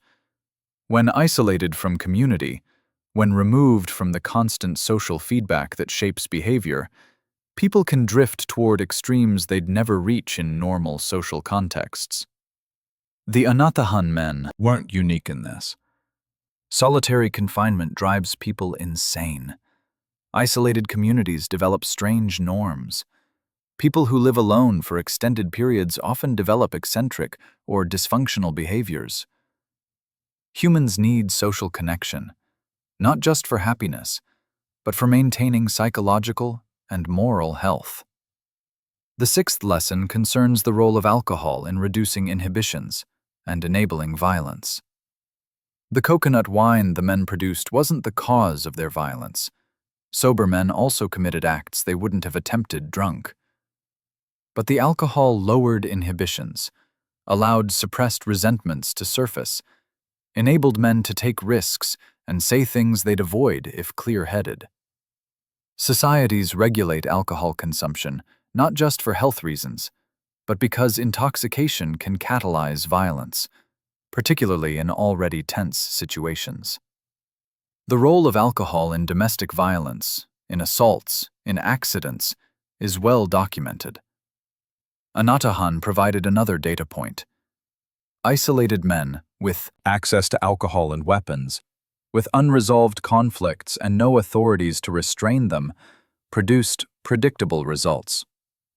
The alcohol didn't create the problems, but it accelerated their expression, made violence more likely, and reduced whatever restraints conscience and rationality might have provided. The seventh lesson is about truth and denial, and how desperately people will cling to beliefs that serve their psychological needs, even when evidence contradicts those beliefs. The men on Anatahan refused to believe the war had ended, despite overwhelming evidence, multiple leaflet drops, specific details that would be difficult to fabricate, consistent messages over years. They rejected all this because accepting it meant accepting devastating truths about sacrifice, defeat, and wasted time. This pattern of motivated reasoning and reality denial is common in human psychology. People reject climate science because accepting it would require changing lifestyles. People reject evidence that cherished beliefs are false because updating those beliefs is psychologically costly. People construct elaborate rationalizations for maintaining positions that evidence has undermined. The Anatahan men weren't unique in this. They were demonstrating a universal human tendency to protect psychologically important beliefs, even at the cost of accuracy. The eighth lesson concerns the long-term psychological costs of violence and trauma. Both Kazuko and the male survivors carried the psychological scars of Anatahan for the rest of their lives. Modern psychology recognizes post-traumatic stress disorder as a serious condition requiring treatment. But in the 1950s, when the survivors returned to Japan, there was minimal understanding of psychological trauma and few resources for treatment. People were expected to simply move on, to be grateful they'd survived, to rebuild their lives without dwelling on the past. This expectation was unrealistic and harmful. Trauma doesn't simply disappear because you want it to, or because society expects you to be over it. It requires processing, treatment, often years of work, to integrate traumatic experiences into coherent life narratives. The Anatahan survivors didn't get this help, so they suffered largely in silence, carrying burdens they couldn't share and wounds that never fully healed. Their struggles demonstrate the importance of taking psychological trauma seriously and providing appropriate support for people who've experienced it. The ninth lesson is about memory, history, and whose stories get told. The Anatahan story was told primarily from the male survivors' perspectives, with Kazuko's experience often minimized or distorted. She was portrayed as the queen, who somehow controlled or manipulated the men, rather than as the victim who was controlled and victimized by them. This distortion reflected broader patterns in how history gets recorded. Powerful people's versions dominate. Marginalized people's experiences get minimized or erased. Victims get blamed or forgotten. Recovering accurate historical understanding requires deliberately seeking out marginalized voices, questioning dominant narratives, recognizing that official histories often serve those who record them, rather than accurately representing all participants' experiences. Kazuko's story, properly told, is very different from the sensationalized Queen of Anatahan narrative that initially dominated coverage. Historians have a responsibility to tell these more complete and accurate stories, even when they complicate or contradict comfortable myths. The 10th and final lesson is about human resilience and the capacity to survive even unbearable circumstances. Despite everything, despite the violence, the terror, the deprivation, the psychological trauma, both Kazuko and most of the male survivors managed to continue living, to build some kind of lives after Anatahan, to find meaning and purpose despite carrying enormous truth burdens. Humans are remarkably resilient creatures who can adapt to and survive circumstances that seem impossible to endure. This resilience isn't unlimited. Some survivors never recovered. Some died young from the physical and psychological toll. But many did survive, and even thrive in various ways. Kazuko lived another 24 years after her rescue, finding ways to support herself, building relationships, making a life despite her trauma. The male survivors mostly lived long lives, raised families, contributed to rebuilt Japanese society. Their resilience doesn't erase what they experienced or excuse what some did, but it demonstrates that humans have remarkable capacity to continue even after experiencing or witnessing horrors. The Anatahan story entered Japanese popular culture through multiple channels over the decades following the survivors' return, becoming a legend that was retold and reinterpreted by different generations with different concerns. Each retelling revealed as much about the teller's contemporary contexts as about the original events, showing how historical narratives evolve and how societies process traumatic stories from their pasts. The first major cultural artifact was Joseph von Sternberg's 1953 film Anatahan, made just 2 years after the survivors' rescue. Von Sternberg, a famous Hollywood director who'd made his reputation with films starring Marlene Dietrich, was fascinated by the story's dramatic elements: isolation, violence, sexual competition, survival against odds. He created a highly stylized, theatrical interpretation that emphasized psychological drama over historical accuracy. The film was narrated by one of the male survivors and presented events largely from the men's perspective, with Kazuko portrayed as mysterious and almost mythical figure whose presence destabilized the men's community. Critics noted that the film had an almost dreamlike quality, with expressionist lighting and staging that made Anatahan feel like psychological allegory rather than realistic portrayal of actual events. The film wasn't commercially successful, but became a cult classic, appreciated by cinephiles for its unusual approach. For Kazuko, participating in the film was a complex experience. She appeared briefly on screen and received modest payment, which she needed because she wasn't wealthy and struggled to support herself. But the film also perpetuated her image as the Queen of Anatahan, ensuring she'd never escape that label, that she'd always be defined by those 7 years, rather than by her full life. The artistic interpretation, however sophisticated, didn't necessarily serve her interests or tell her story accurately. Japanese media continued covering the Anatahan story sporadically over the following decades. usually during slow news periods when editors needed sensational historical stories to fill space. These retellings varied in quality and sensitivity. Some tried to understand what had actually happened, and why, while others sensationalized the sexual and violent elements for shock value. Kazuko and the survivors found themselves periodically thrust back into public attention without their consent, forced to relive publicly what they wanted to process privately. Academic researchers began studying Anatahan as a case study in social psychology, examining how isolation and scarcity affect group dynamics, how violence escalates when authority structures break down, how humans behave when removed from civilization's constraints. The story appeared in sociology and psychology textbooks as an example of various theories about human nature, group behavior, and social order.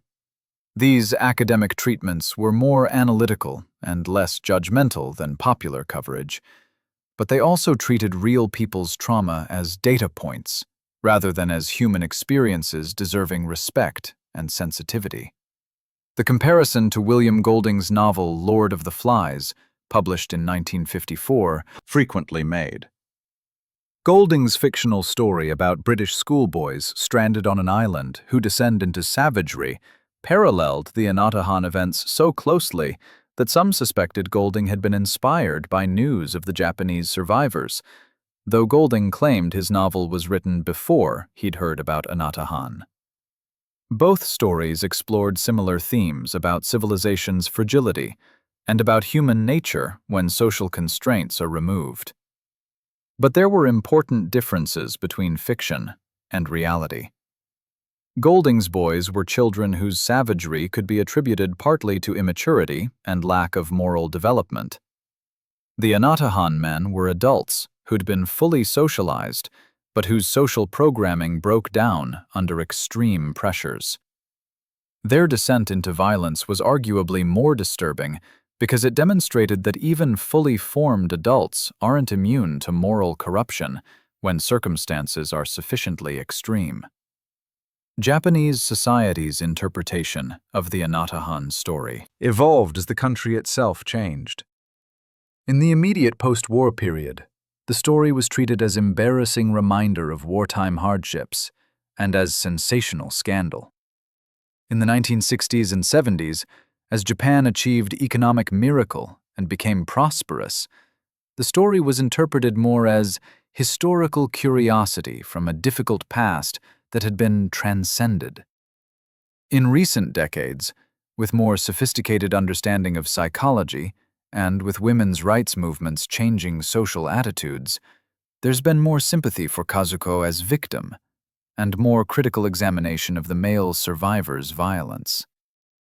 The story also became useful for political purposes, though in ways participants probably wouldn't have appreciated. Conservatives used Anatahan to argue that humans need strong authority and traditional morality to prevent descent into chaos. Progressives used it to argue that violence stems from competition over resources and patriarchal attitudes that treat women as property. Neither interpretation was entirely wrong, but both oversimplified complex events to serve predetermined political positions. Women's rights advocates found Kazuko's story useful for demonstrating how women suffer under patriarchal systems, how victim blaming works, how society treats women who violate gender norms, even when that violation is forced upon them. Her experience of being passed between men like property, of being blamed for violence committed by men against each other, of being targeted for elimination because her existence was inconvenient. All of this exemplified patterns that women's advocates had been documenting and criticizing. But using Kazuko's story politically, even in service of good causes, risked the same problems as sensationalizing it, treating real human suffering as useful material for making points, rather than as experience deserving respect on its own terms. The best retellings of the Anatahan story have been those that centered the actual people involved, that tried to understand their experiences empathetically, that recognized complexity rather than reducing events to simple morality tales. Survivors of the experience occasionally gave interviews in their later years, particularly as they approached the ends of their lives and felt more willing to speak about what had happened. These interviews revealed varying perspectives. Some men remained defensive, insisting circumstances had justified their actions or minimizing the violence that had occurred. Others expressed genuine remorse, acknowledging that they'd become people they weren't proud of, that they'd participated in or enabled terrible things, that they carried guilt they'd never fully resolved. None of the survivors admitted to specific acts of violence against other survivors. The conspiracy of silence held even decades later. But some spoke more generally about moral corruption, about how isolation and desperation had eroded their values, about how they'd justified things to themselves at the time that seemed unjustifiable in retrospect. These admissions, vague as they were, represented as close to accountability as the Anatahan violence would ever receive. The island itself became a minor tourist destination for people interested in unusual history, though its remoteness meant that visitor numbers remained small. Some tourists were interested in the natural beauty and in seeing the place where these dramatic events had occurred. Others were more ghoulishly interested in the violence, treating the island as a dark tourism site where they could feel thrills imagining the murders and conflicts that had happened there. Documentary filmmakers produced several programs about Anatahan over the decades, combining interviews with survivors, historical footage, dramatic reenactments, and expert commentary from psychologists and sociologists. These documentaries varied in quality. Some were thoughtful examinations of human nature under extreme conditions. Others sensationalized the violence and sexual elements. The best documentaries tried to understand why events unfolded as they did, rather than just describing what happened. The story influenced Japanese fiction writers and filmmakers beyond von Sternberg's original film. Novels, short stories, and films used Anatahan as inspiration or setting, usually taking liberties with actual events to create more dramatically satisfying narratives.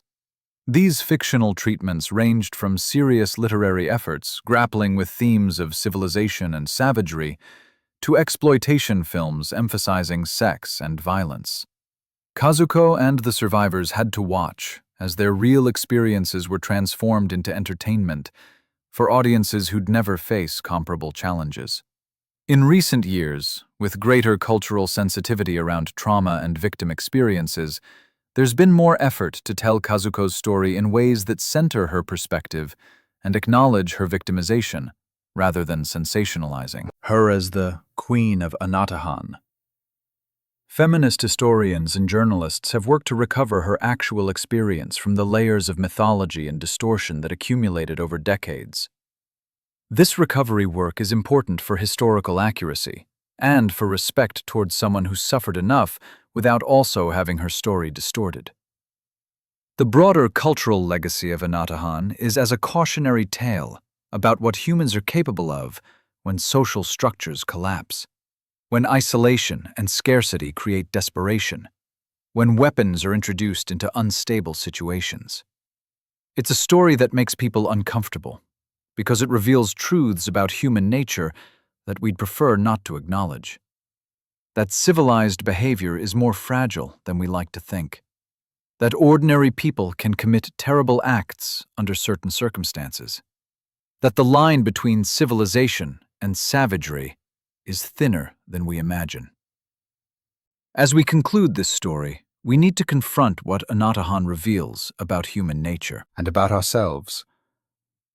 This isn't just a historical curiosity or an exotic tale from a remote island. It's a mirror that reflects uncomfortable truths about humanity.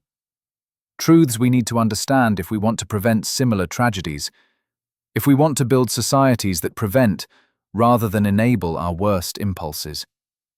if we want to acknowledge the full complexity of what humans are capable of being.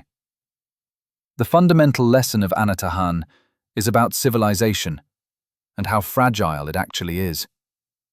We like to think that we're civilized people who wouldn't descend into violence and savagery regardless of circumstances. We tell ourselves that we're different from the Anatahan men, that we have stronger moral cause, that we'd maintain our values even under extreme pressure. But this comfortable self-image is probably wrong. The Anatahan men weren't monsters or sociopaths.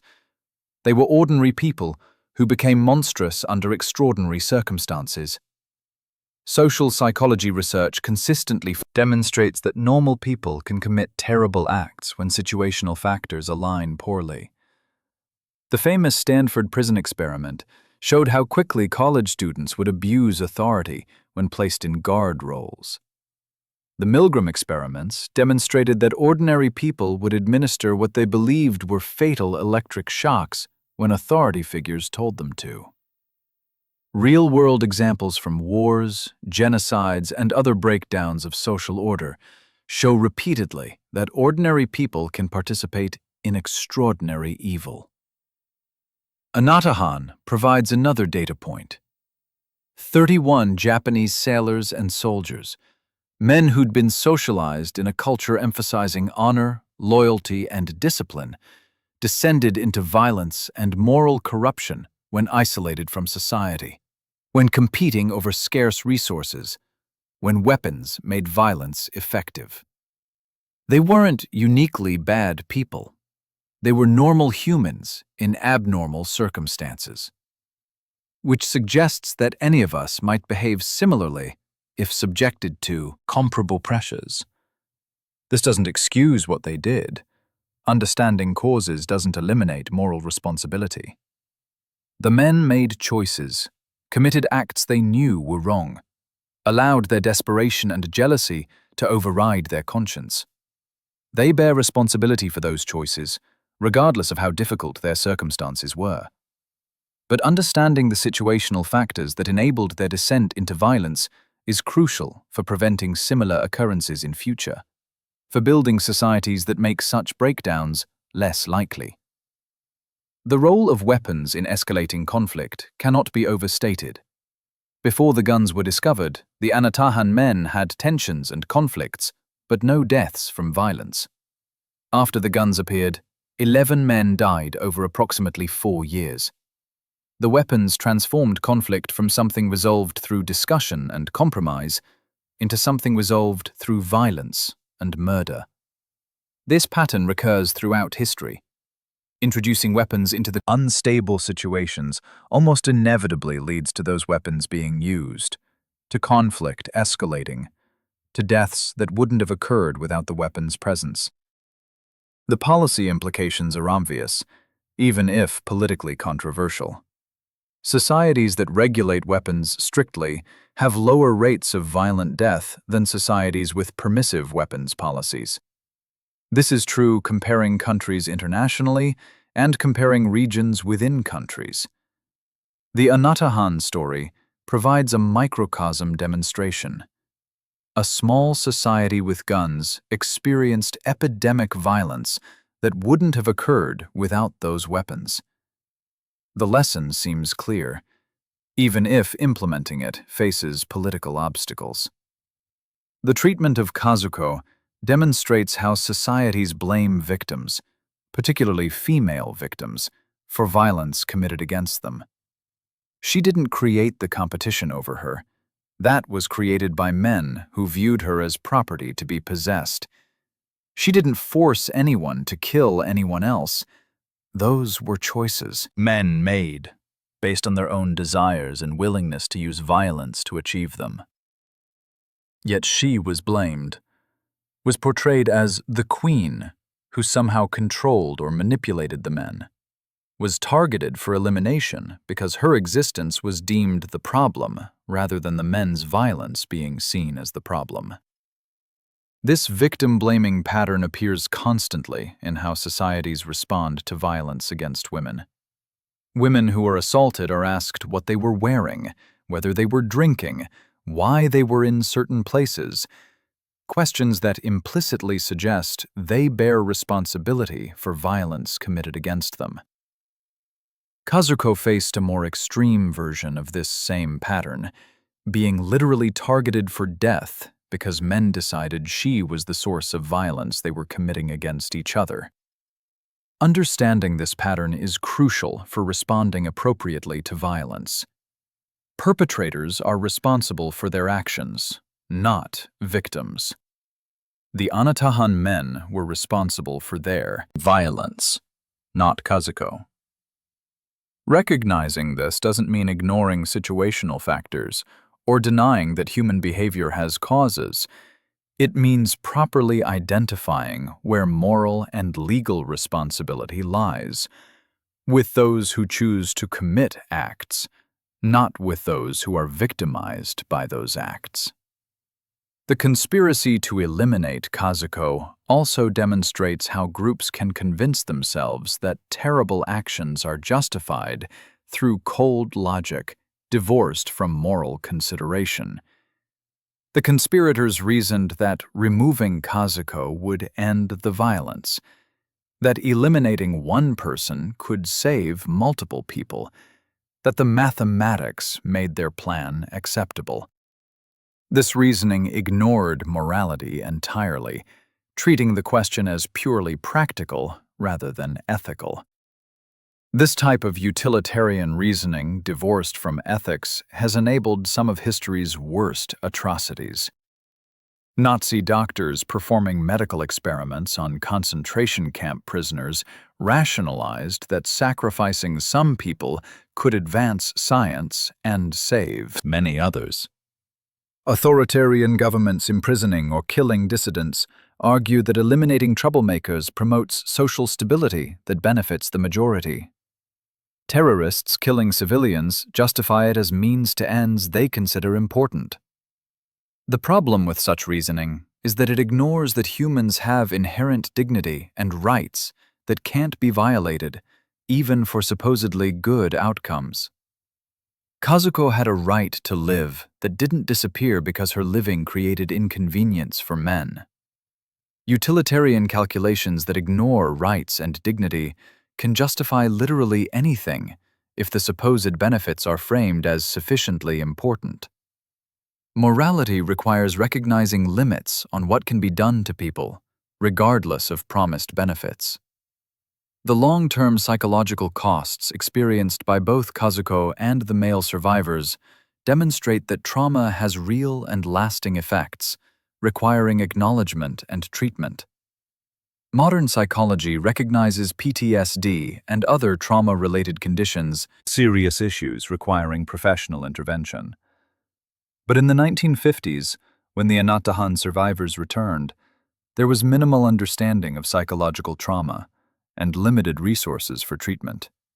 This meant that people who'd experienced extraordinary hardship and violence were expected to simply move on, to be grateful they'd survived, to rebuild lives without processing what they'd been through.